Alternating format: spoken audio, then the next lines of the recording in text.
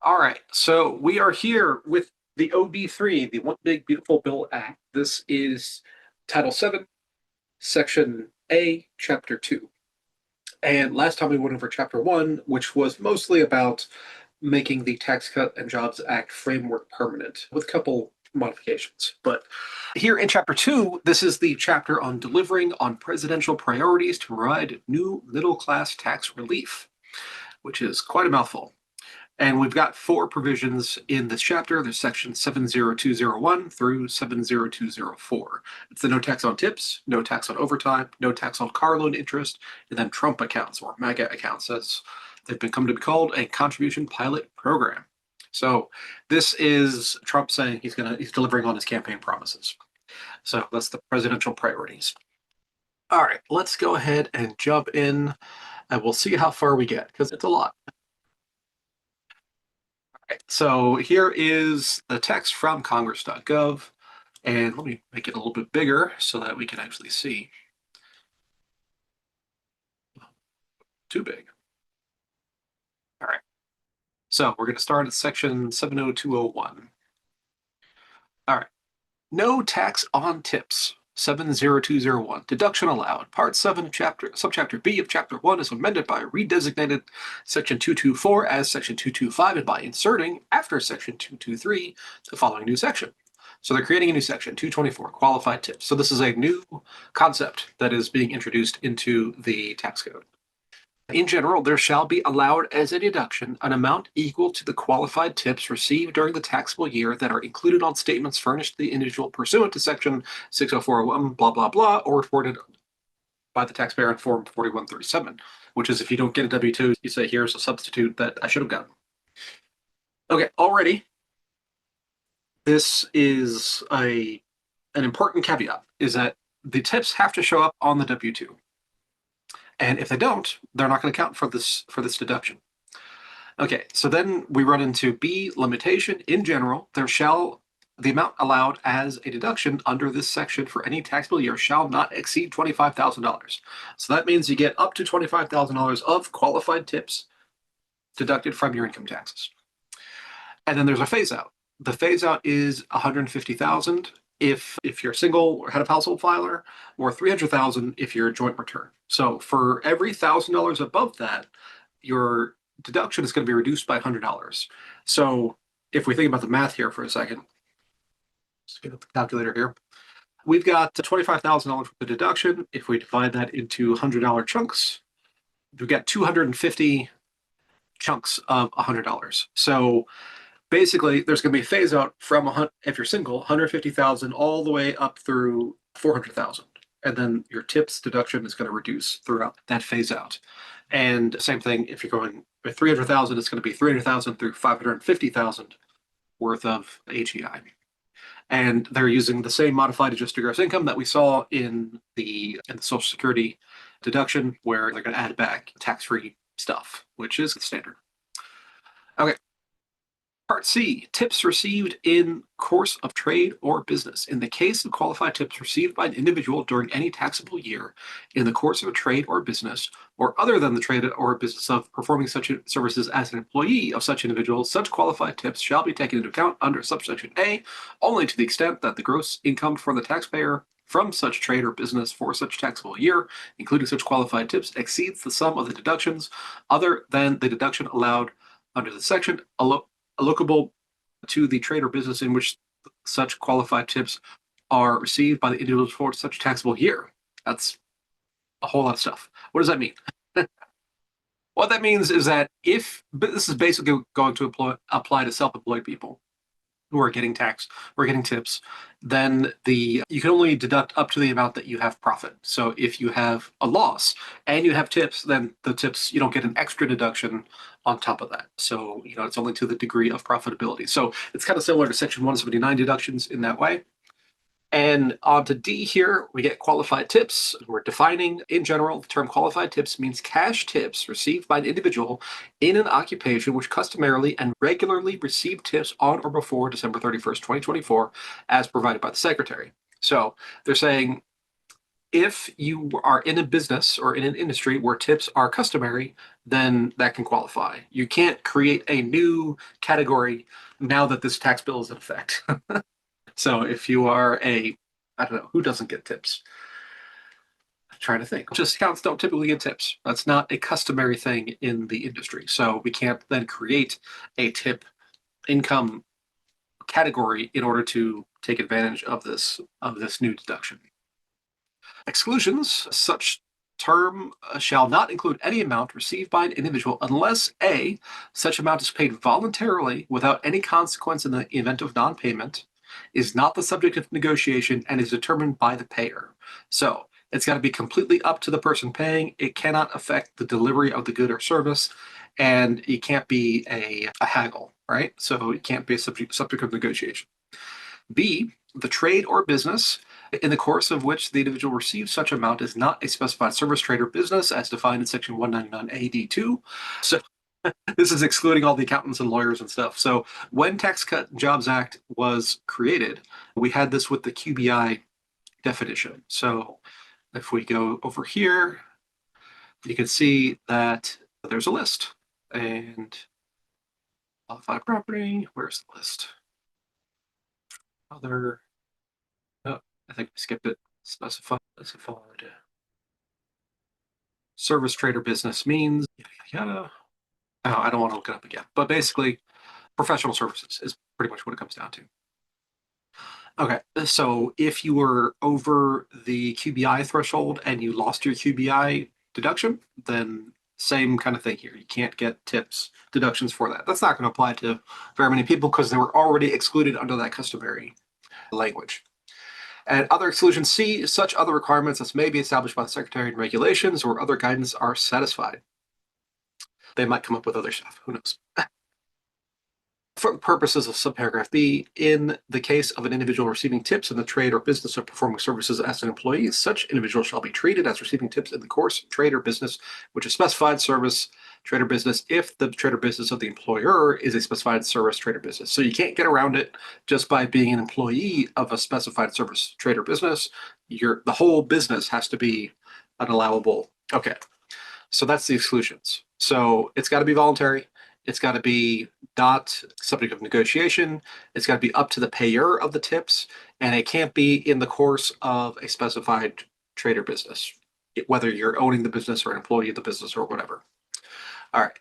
Number 3, cash tips. So this is confusing. For the purposes of paragraph 1, which is this thing up here, just creating the whole thing for qualified tips, the term cash tips includes tips received from customers that are paid in cash or charged. And in the case of an employee, tips received under any tip sharing arrangement. If you're a bar back in a bar and you get tipped out by the bartenders, then that's going to get included. Cash tips means cash or charge. It's not just going to be cash. So people who write tips on their credit card receipts, or who somebody turns the monitor around at you and says, oh, they're going to ask you a question. So that all counts, basically. So cash tips means cash or charge. E, social security number required. This is pretty much across the board with everything. You have to have a social security number in order to qualify for the deduction. Married individuals: if the taxpayer is a married individual within the meaning of section 7703, this section shall apply only if the taxpayer and the taxpayer's spouse file a joint return for the taxable year. So no married separate. There might be additional regulations created by the secretary as far as to prevent abuse and all this kind of stuff. No deduction, so part H, no deduction shall be allowed under this section for any taxable year beginning after December 31st, 2028. What does that mean? That means this ends. 2028 is going to be the last year for this. So we're getting 25, 26, 27, 28. So we're getting 4 years of tip deductions. And then we go back to B. Deduction allowed to non-itemizers. Section 63B is amended by striking and a paragraph and whatever and inserting the following new paragraph. So basically what this is that if you look at a 1040, you have all your income items, and then you'll have your standard deduction, then you have your QBI deduction, and then you'll have tax assessed based on that from taxable income. What B there is saying is that they're going to create this deduction outside of itemized deductions. So like we saw this during COVID with the charity. So you could deduct charity inside your itemized deductions, but they also give you a special box outside of itemized deductions to deduct up to $300 worth of charitable contributions. And so it's not exactly clear how the form is going to look, but this deduction will apply outside of itemized if people are non-itemizers, which most people are these days. Although that's changing as more people buy houses at higher interest rates. Omission of the correct Social Security number treated as mathematical clerical error. They're saying that's not fraud, so it's not criminal, but it does have to be fixed. Exclusion from qualified business income. Section 199A C4 is amended by striking and at the end of the subparagraph B by striking yada and adding the new end to the following new paragraph. Any amount with respect to which a deduction is allowable to the taxpayer under Section 224A, which is the new thing that we're creating here for the taxable year. So basically, if you take this deduction, you don't also get qualified business income deduction on the same amounts. So you got to separate the two, which is fine. That just means no double dipping, which I think is reasonable. Extension of tip credit to beauty service businesses. In general, 445B B2 is amended to read as follows. And basically, they're talking about what industries are going to qualify. So they're specifically allowing the tip credit to extend to barbering and hair care, nail care, aesthetics, body and spa treatments. Originally, the tip credit only applied to places where providing, delivering, or serving of food or beverages for consumption. And what this has to do with is the tip credit basically for employers who would cover the shortfall in Social Security and Medicare payments on behalf of employees. The employers got credit for that, and this language is extending that credit to these other industries: barbering, hair care, nail care, aesthetics, body and spa treatments. So that's great. Let's see. Credit is determined with respect to minimum wage in effect, and this is part of that shortfall issue. Reporting requirements. Returns for payments made in the course of trade or business. A. Statements furnished to the Secretary. Section 6041A is amended by inserting, include a separate accounting of any such amounts reasonably designated to cash tips and the occupation described in Section 224D1 of the person receiving such tips. Okay, so that means that on the W-2, they're going to have to include some form or some box or something designating how much was cash tips under the definition that we just saw, that's cash or charge. So cash doesn't mean cash in this case. And they also have to include the occupation described, which is interesting. The question immediately becomes like, how do they know? How does anybody know that you're a bartender? What if your day job is whatever, you're an engineer, then you bartend on the weekends for fun and for some extra income. So in order for that matching to occur, they're going to somehow list the occupation described on the W-2 itself. The statement has to be furnished to the payee, that's the employee, yes, that makes sense. In the case of compensation to non-employees, the portion of payments that have been reasonably designated as cash tips in the occupation described in Section 224D1 of the person receiving such tips. So again, they have to separate that out like on a 1099 or something. Returns for payments made for services and direct sales. And this is if you're a manufacturer's representative, level marketing kind of thing. But yeah, so, this is all like no matter what the reporting is, like whether it's 1099 or W-2 or what have you, then we have to list out, or the employer has to list out what is reasonably designated as cash tips and the occupation. Okay. Now, this is interesting. Returns relating to third-party settlement organizations. These are your 1099-Ks. And it is, in the case of a third-party settlement organization, the portion of reportable payment transactions that have been reasonably designated by payors as cash tips and the occupation described in Section 224D1 of the person receiving such tips. Now, so if you go through Stripe or whatever, some sort of payment processor, and you have an amount and then you have a tip, then okay, the amounts is fine, but I don't know how the payment processor is going to list the occupation, because the only way they would have that information available is if the person receiving the tips tells them. So we'll see how that works out. Yeah. So this is all under the reporting of these cash tips. So they have to show up on a payment statement, 1099, W-2, whatever, and they have to identify how much is cash tips and what occupation applies. Okay. Published list of occupations traditionally receiving tips. So no later than 90 days after the date of the enactment of this act, which was July 4th. So whatever July 4th plus 90 days is, so it's going to be August, September. So by July, August, September, October. Yeah, so by October 4th or thereabouts, the Secretary of Treasury or Secretary's delegate shall publish a list of occupations which customarily and regularly receive tips on or before December 31st, 2024. So basically, they're going to publish a list that those occupations can be checked against to see if those cash tips are qualified. Withholding, the Secretary of the Treasury shall modify the procedures prescribed under Section 3402A of the Internal Revenue Code of 1986 for taxable years beginning after December 31st, 2025, taking into account the deduction allowed under Section 224 of the such code, which is this new section we're creating. Okay, so we are in 2025 right now. The effective date of this is taxable years beginning after December 31st, 2024. This year, this rule goes into effect. So when we file taxes in 2026 for tax year 2025, this deduction will be available. However, if you're an employee and you're receiving tips through your W-2, then the question is the withholding, right? What this is saying right here in section I is that, okay, we're going to adjust withholding rates based on the new calculations, but only starting in 2026. So for 2025, your withholding is not going to change. 2026, it will. What does that mean? That means that in 2025, people who get qualified tips will receive a bigger refund because they will have withholding on the total, not accounting for the fact that there's this deduction. 2026, that refund should go away because they're going to adjust the withholding calculations on the wages to account for the fact that there is this tips deduction. So historically, the withholding changes have been very poorly implemented. So we'll see how this goes in 2026, 7, and 8, and then it disappears again. But yeah, don't get too excited by that. And that is the no tax on tips. Oh, there's a transition rule in case of any cash tips required to be reported for periods before January 1st, 2026, which is 2025 this year. Persons required to file returns or statements under Section Yada may approximate a separate accounting of amounts designated as cash tips by any reasonable method specified by the Secretary. So nobody's kept track until now. Do your best. That's what it's saying for 2025. But for 2026 and through 28, those years have to be buttoned up as far as the accounting goes. All right, so that's section 70201, no tax on tips. So overall, if you're in an industry that regularly, customarily receives tips, you're going to get up to $25,000 of tip deduction, and you don't get the double benefit with QBI if you're self-employed in this particular industry.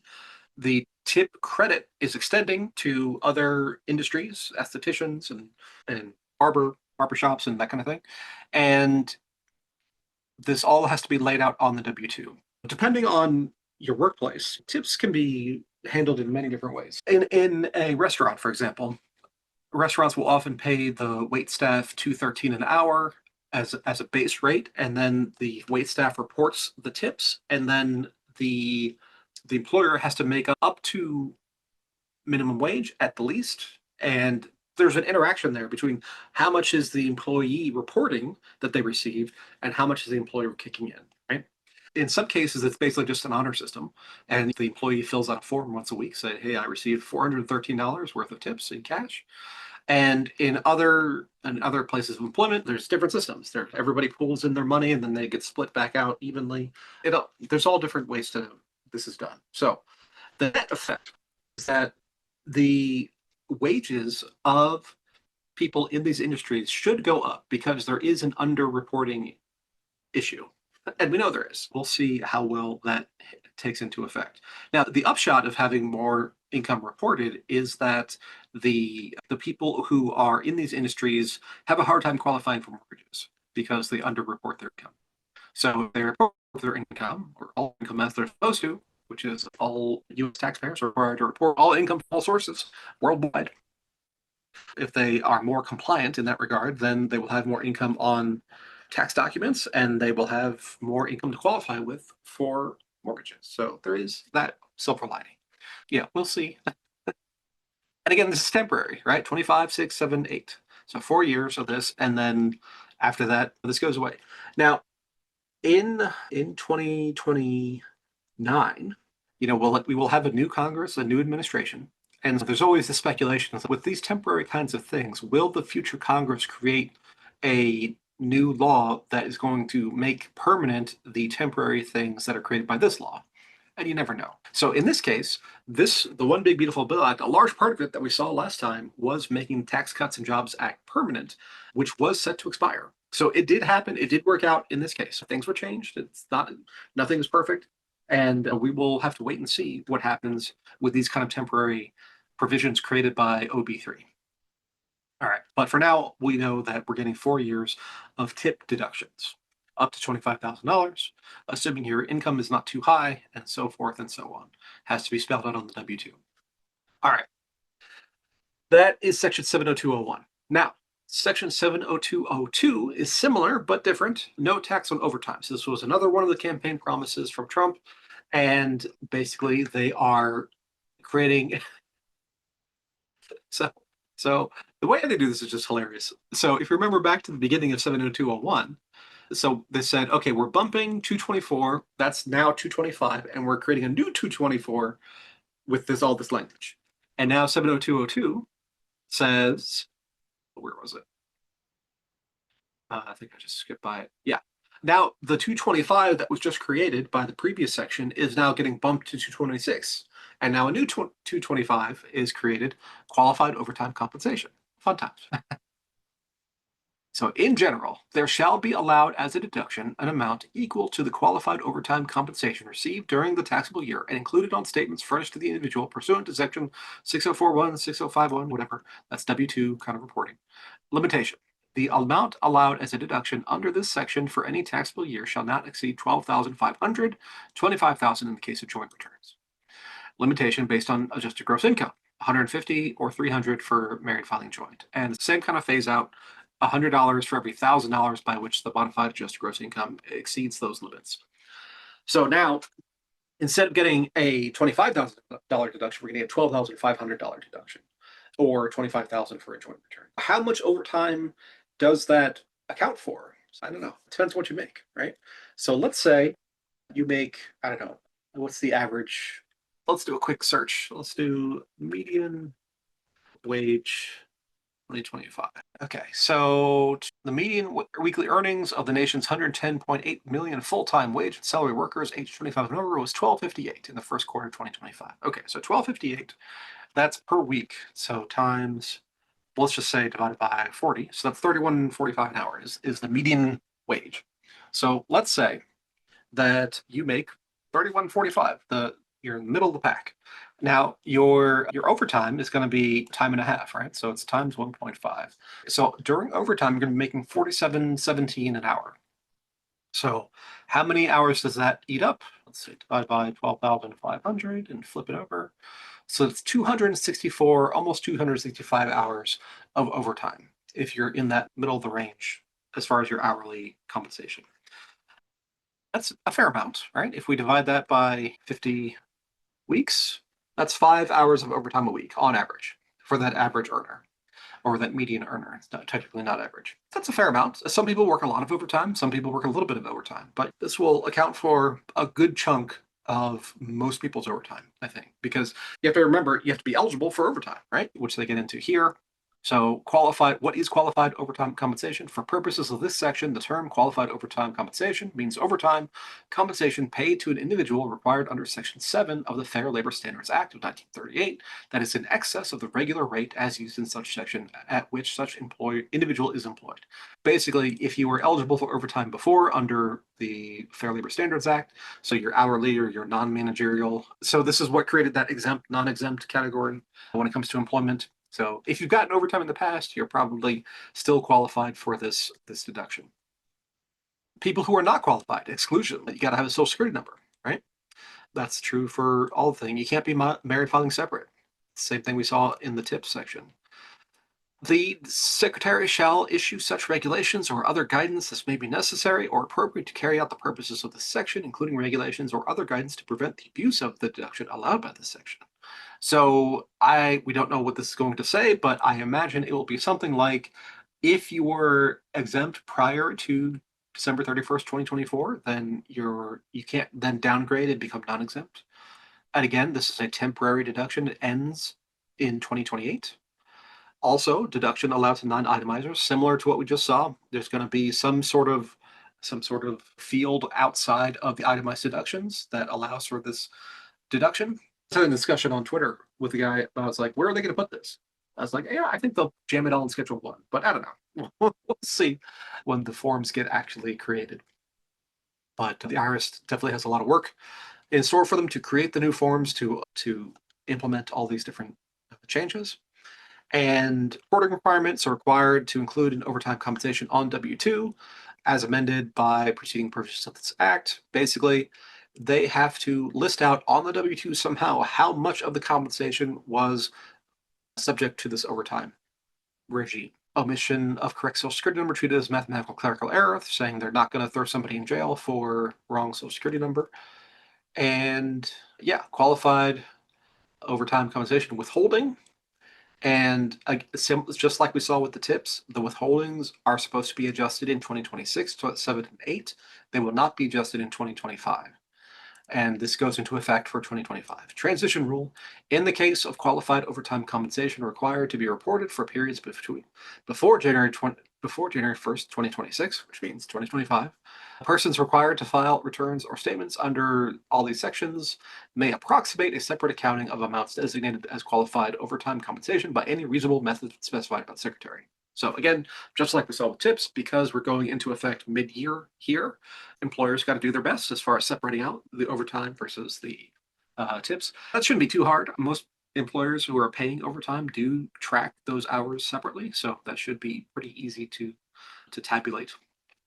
But very similar structure between the overtime deduction and the tips deduction. So what if you get tips and overtime? Well, you should have two different fields filled in your W-2, and you should get two separate deductions for those. It's all going to depend on that, but that'd be a pretty rare situation. Most employers who have people who get tips do not allow them to work overtime. I'd be surprised to see much, if any, people who are subject to both. All right, so that's section 70202. On to section 70203, no tax on car loan interest. Oh, I've already gotten a couple emails about this from clients saying, hey, does this count? So section 163H is amended by designating paragraph 4 as paragraph 5 and inserting after paragraph 3 the following new paragraph. I just want to make a point here. So this is the way all laws are written. There's a reference to a piece of existing text, and then all this lists the modification of text. And the thing that drives me bonkers about this is that, okay, in 1820, that made sense, right? That's how things were referenced and then incorporated. In 2025, this does not make sense to do anymore. This is a problem that has been solved by software developers and through version control. So if you look at GitHub, you can see the evolution of a piece of text, which in their case is code, programming code, and you can see the changes. So there's no need anymore to do it this way. But obviously, they're not listening to me. But that's just my little rant for the moment. All right. So special rules for taxable years 25 through 2028. So again, this is a temporary deduction, 4 years, 5, 6, 7, 8. So the term personal interest shall not include qualified passenger. Sorry. So in general, in the case of taxable years beginning after December 31st, 2024, and before January 1st, 2029, for purposes of this subsection, the term personal interest shall not include qualified passenger vehicle loan interest. Okay, qualified passenger loan interest defined in general for purposes of this paragraph.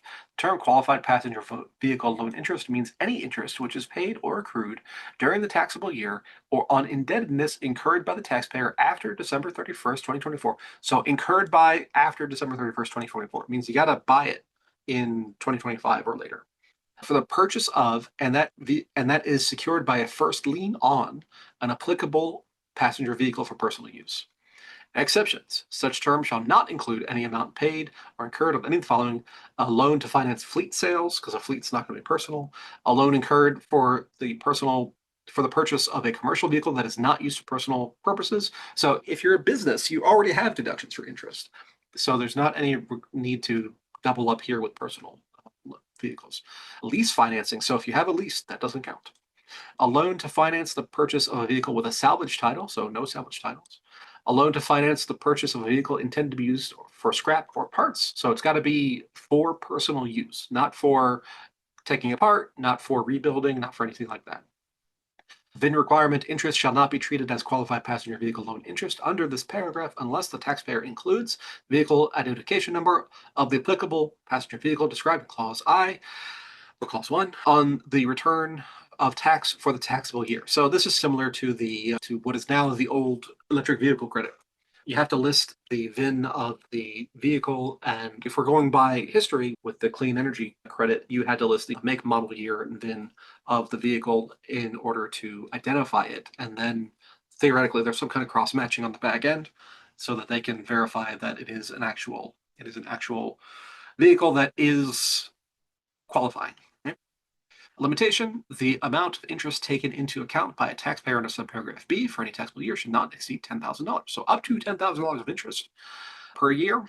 Limitation based on modified adjusted gross income. And basically the phase out is $100,000 for single, $200,000 for joint, single, head of household, etc. And again, same definition of modified adjusted gross income as we've seen in all the other sections. Applicable passenger vehicle means any vehicle, the original use of which commences with the taxpayer. So the way I read this clause right here is that it's got to be a new car. So if it's a used car, then you don't get the original use. I think it needs to be a new car purchased in 2025 through 2028, and there has to be a loan on it because that's what creates the interest. It's manufactured primarily for use on public streets, roads, highways, not including a vehicle operated exclusively on rail or rails. No train cars. It's got to have at least two wheels. Is a car, minivan, van, sport utility vehicle, pickup truck, or motorcycle, which is treated as a motor vehicle for purposes of Title II of the Clean Air Act, and which has a gross vehicle weight rating less than 14,000 pounds. Now, I have not seen any personal vehicles that are over 14,000 pounds, but I guess they could be out there. I don't know. So basically, it's got to be a regular vehicle for regular roads, which is, I think, fair. So such term shall not include any vehicle, the final assembly of which did not occur within the United States. So final assembly has to occur within the U.S. Doesn't mean it has to be sourced in the U.S., but the final assembly. Other definitions: special rules. So here they're defining final assembly means the process by which a manufacturer produces a vehicle at or through the use of a plant, factory, or other place from which the vehicle is delivered to a dealer with all component parts necessary for the mechanical operation of the vehicle included with the vehicle, whether or not the component parts are permanently installed in or on the vehicle, which is interesting. So if you see here, there's a little clause here. It's got to be assembled at some kind of place from which the vehicle is delivered to a dealer. And this strikes me as interesting because the fallout between Musk and Trump, and Teslas don't have dealerships. They have stores, and it's been an issue. So this might be specifically excluding Teslas from this deduction. Treatment of refinancing indebtedness described in subparagraph B shall include indebtedness that results from refinancing any indebtedness described in such paragraph and that is secured by first lien on the applicable passenger vehicle with respect to which the refinanced indebtedness was incurred, but only to the extent the amount of such indebtedness does not exceed the amount of such refinanced indebtedness. Okay, so you can refinance, you cannot get cash out, and if you refinance for more than the original loan that you had, then that excess amount is not going to be deductible under this section. It'd be unusual for anybody who gets a car loan to have that kind of equity in their car in order to be able to do that, but I guess theoretically it's possible. Let's see. You can't include indebtedness to somebody who's related to you. So you can't, if your parents give you a loan, that doesn't count, right? So it's got to be a third party kind of financing. And again, deduction allowed to non-itemizers. So now we have 3 different deductions that have been created that are allowed to non-itemizers. So there's going to be 3 separate fields outside of the itemized deductions somewhere. And let's see. And that pretty much covers it. Okay. So we have no tax on tips, no tax on overtime, no tax on qualified car interest. So no tax on tips is up to 25,000. No tax on overtime is up to 12,500. No tax on car interest is up to 10,000. They are all non-itemizing deductions. They're all going to be, you can't double count stuff. They're all going to be qualified based on either your industry or based on whether you're exempt or non-exempt with your employer, or the based on the car's place of assembly and whether it's a passenger vehicle versus a commercial vehicle. Yeah, I mean, it's theoretically possible that multiples of these apply to a single individual, which will be interesting. Yeah, because the modified adjusted gross income phase out thresholds are fairly high. So I think the majority of people will be under those thresholds and will be able to use these in full if those items apply to their situation. Okay, let's see. 605 AA. Oh, returns relating to applicable passenger vehicle loan interest received in trade or business from vehicles. And basically, this is for people who are receiving the interest, and this is going to be financing companies, and receives from any individual interest aggregating $600 or more for any calendar year on a specified passenger vehicle loan shall make the return described in subsection B with respect to each individual from whom such interest was received at such time as the Secretary might provide, form and manner of returns. So this is all the reporting stuff. So those statements have to be furnished to the borrowers at the same time as you get all the other tax stuff, basically, before January 31st of the following year, which is fine. And that should all be fair enough, and that goes into effect 2025. All right. So those are the three changes for the presidential campaign promises. Okay. Now, Part 9 here, Trump accounts. This is not quite the same, but I don't remember him talking about this too much on the campaign trail, but they're including it in the same section. So what I think I'm going to do is I think I'm going to call it here. I'm going to do a whole other video just on the Trump accounts because it's a little bit more complicated and it's a totally different section, even though it's included here in chapter 2. All right, so I'll finish this one here and join me next time and we'll go over Trump accounts from Mega Accounts.